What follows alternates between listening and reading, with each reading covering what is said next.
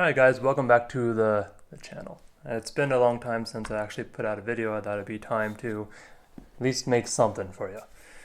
So there's a few things I want to talk about during this film. One being the Trinity Outcast. Two, it's going to be a shout out to someone. Three, fly fishing film tour, which is coming up, and some of it's already been passed. And then Jason and I 2020 fishing fun. Fishing trips for 2020. So let's get into it. First thing I want to talk about is the Trinity Outcast. If you haven't looked at the Outcast website, you'll notice that they're not selling it anymore. It has been discontinued. I've called them and talked to them. Right now there's really nothing on the books to make a new one. I think they're discontinuing it because it's not making them a lot of money. And it's a very small niche thing for anyone to do. So I don't think they're making any more. So if you're going to buy one, you should purchase one now if you like that style of boat. Remember, it's around 7 to 8 pounds, but it has all that storage and you're not sitting in the water. That's why Jason and I love it. You know, it sucks with the valves, but besides that, like, it's worth it if you're sitting outside of the water and you have a bunch of cargo area in the back to throw whatever you want, your beer cans, your backpack, your net. It's very handy and it's very nice. So yeah, that's being discontinued. They did make a new one for 2020, which is called the Rise. You're losing the cargo, you're losing the seat, so you're sitting in the water like a chump, and it doesn't look that great. So I don't know. You can check it out. It's there. But if I were you, Trinity Outcast, if you want to be able to sit out of the water, it is a little heavier, but the Rise is even heavier, I believe, and you're losing a lot of features.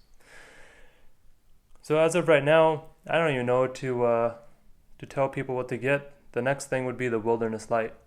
It's really, I mean, they come in from 3 to 0.4 pounds to 2.14 pounds. So those are very, very light options, and they get you out on the lake. Yeah, you'll be sitting in the water, no storage in the back, but I mean, 3 pounds?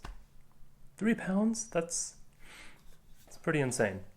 So go check out Wilderness Lite if you want to also purchase flow tube from them. But if you are looking for an Outcast Trinity, there is a link below. If you are thinking about purchasing one, use that. It helps me out, I think. I've never done that before, so we'll see if it even is set up correctly. A minute and give a shout out to Jamie. Sent me a box full of flies that he tied, which is amazing. The cool thing is he sent it on my birthday, which he had no idea it was my birthday, and at least I don't think so.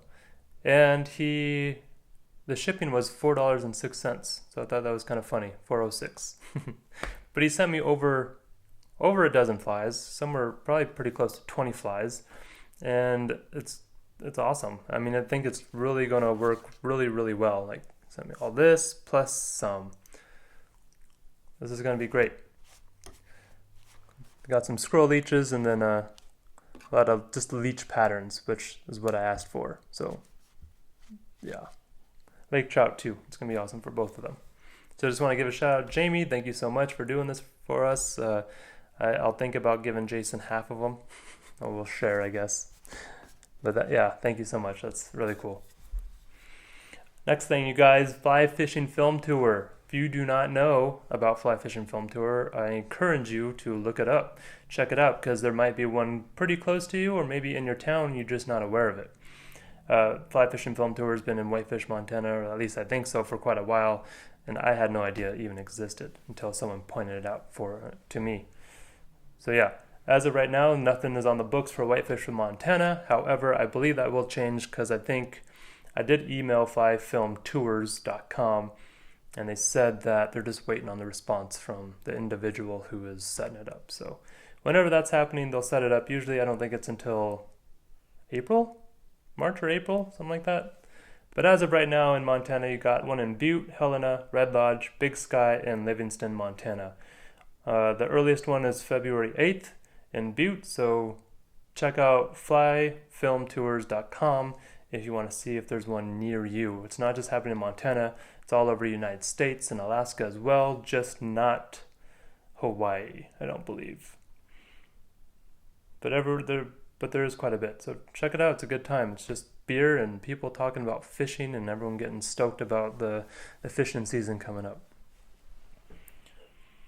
Last thing I want to talk about is Jason and I's fishing trips that are coming up. So 2020, we don't like fishing in the winter. It's just not us. However, the weather's strange right now. There's no snow, so I think even if we hiked into a lake, there wouldn't be that much snow. We wouldn't have to use any gear to get in, which would be really nice.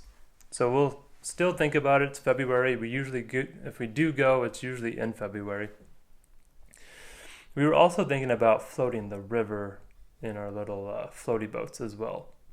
Well, in my alpaca, and then he has a bigger one that he can float the river into. So we're thinking about doing that this month as well.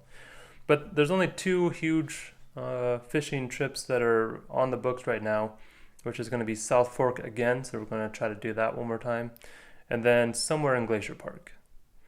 That's all I know. Glacier Park is, it's really annoying to fish if you're using a boat, because you have to get it checked by Fish and Game for mussels, which is understandable, and I am thankful they are doing that. Can't imagine that ruining our ecosystem up there.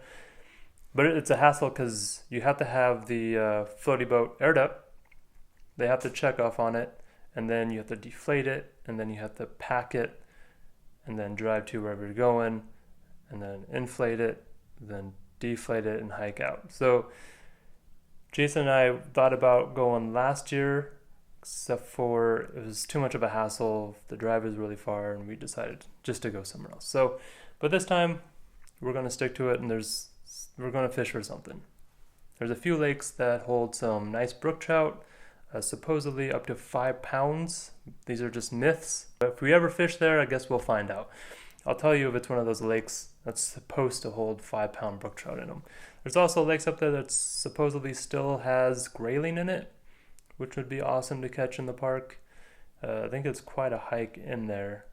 It's a pretty common lake, but no one that I know of actually float tubes any of those lakes. And if they do, it's a pretty rare occasion. But that is it for this video. Again, Jamie, thank you so much for sending that to us. That's really cool. So since it is 2020, going to try to put out more videos more often. I know in the wintertime it's like nothing just because we don't go fishing out there. But maybe I'll post upcoming events or whatever's happening on. I don't know. This channel's still fairly new. I'm just getting used to it. So we'll see what happens. But thank you for watching, you guys, and I'll see you next time.